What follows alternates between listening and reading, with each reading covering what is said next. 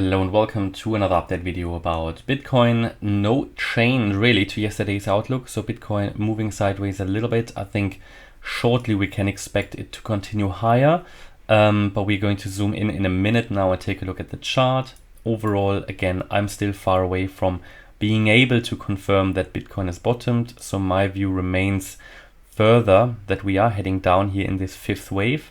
In a wave 1, a wave 2, a wave 3, a wave 4 and a wave 5 that can take us quite a chunk lower, which doesn't mean Bitcoin couldn't break to the upside. Yeah, as I said before, there is definitely a chance for Bitcoin that it has found its bear market low already. There are various indicators that I talked about on this channel. That possibility exists, but purely based on the price action, I cannot confirm this yet. And this is always where a lot of people get confused, unfortunately, but I try to explain it again and again. Bitcoin is a fairly unreliable chart at the moment. It doesn't give us a clear trade setup. We are in a long-term accumulation phase, of course, and anybody who hasn't got any positions in Bitcoin in this bear market, I don't know, I don't understand it. We had months of opportunity anyway, right? And we still are in a really good long-term accumulation phase, in my opinion. Yeah, just look at all those long-term indicators that are out there, like the rainbow chart. We've got all these different indicators, heat map and so on. So we are in a very long-term accumulation phase anyway, but sort of short-term, Bitcoin doesn't give me a high probability, high quality trade setup or signal that the low is already in. Yeah, hashtag time for quality. So I really try to emphasize always the need to focus in when making trading decisions to focus on high quality charts. There's no point trying to trade Bitcoin just because it's Bitcoin. You know, accumulating is different. I always try to see the long term and the short term as separate, or hodling from trading as different and separate. But the point is, if I compare the Ethereum chart or the Aave chart with Bitcoin, it's just way different, right? They are way different, and the structures, the detailed structures are way different. And therefore, with those charts, I'm much more comfortable in saying that a bear market low has already been made in June, whereas with Bitcoin, it's just not there. Of course, there is a possible bullish count. It's a very easy possible bullish count, you know.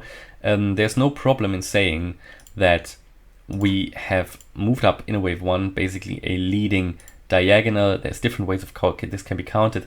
Then we came down in a wave 2 and we're now in a wave 3 to the upside. That is absolutely possible. That would be in line with Ethereum's wave count as well. It's just that we have come down a bit too low to make that likely and to make that a primary expectation. And this move up looked very corrective. Okay, so for me, of course, there is a bullish wave count, and people can't understand why I talk about lower lows still for Bitcoin but not for Ethereum. Well, let me tell you that Ethereum and Bitcoin have decoupled since June quite strongly. The charts look entirely different. Of course, they move together in the same direction most of the time, but in completely different degrees. And for example, Ethereum could make 15% to the upside, Bitcoin might only make 5%, and when it then comes down, Bitcoin might lose 10%, Ethereum might only lose 5% or whatever. This is sort of the stuff that we've seen since June. Ethereum broke through resistances, Bitcoin failed at resistances, and this just puts the entire Bitcoin chart in a much weaker position. So I don't have a problem focusing with my trading and also hodling at the moment and accumulating more on Ethereum, because it just gives me the much clearer vision. Yeah, not saying that Bitcoin couldn't develop that, but it's just not there. So why would I focus on Bitcoin? Why not on Ethereum, right?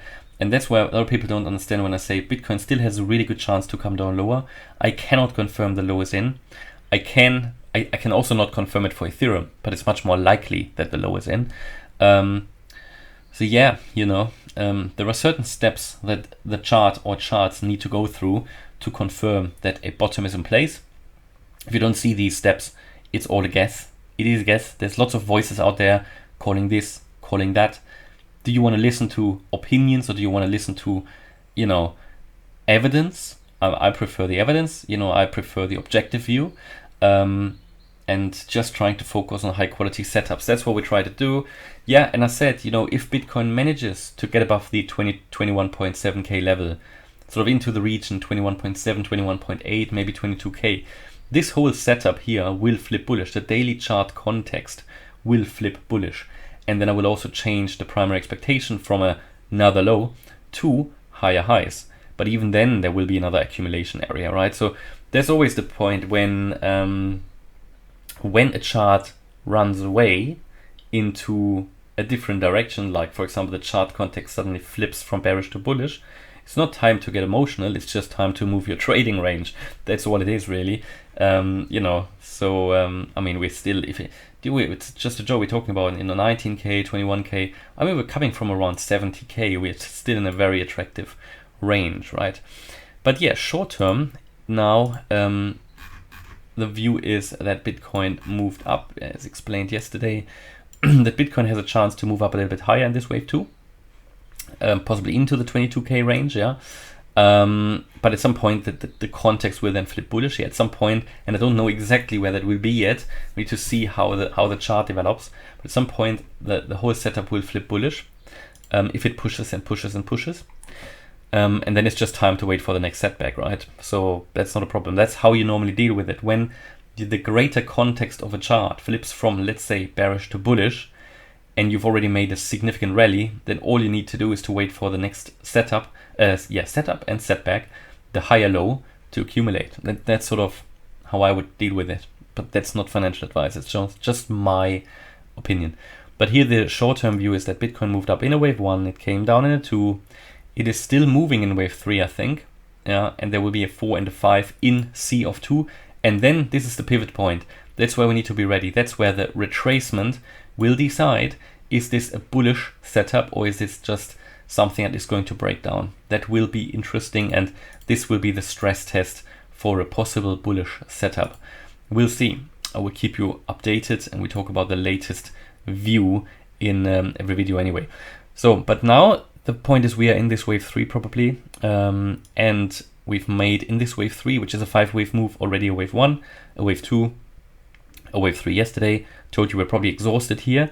We probably get into the region here in wave 4 between roughly 20,100 and 20,600. Now we did come down to 20,610 or something. So we pretty much, we haven't quite touched the target area, but we got very close, missed it by a few dollars, and now that means, and we've already reacted to it. So that means to me that we could have finished this wave 4. You know what is important in a wave 4? It is important to reach the 23.6% fib retracement. And you can see by just looking at the chart, just do that. So there's different ways you can measure it from here or could measure it from here. Depending